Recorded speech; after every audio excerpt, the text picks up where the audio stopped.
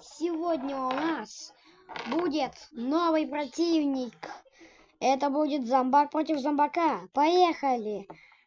Подпишитесь, кстати, и поставьте лайк, если хотите много таких видео увидеть.